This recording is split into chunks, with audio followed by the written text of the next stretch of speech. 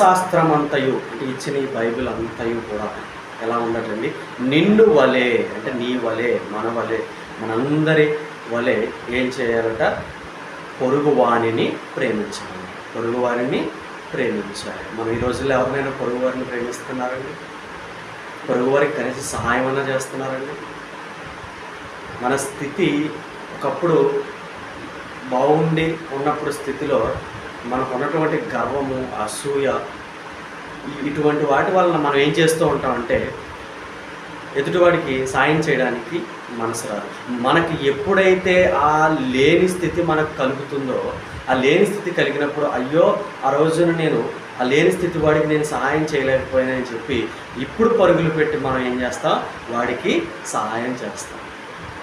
అందుకే దేవుడు బైబిల్ మాట్లాడుతూ ఉంది, నీ వరకు అది వచ్చే వరకు అంటే నీ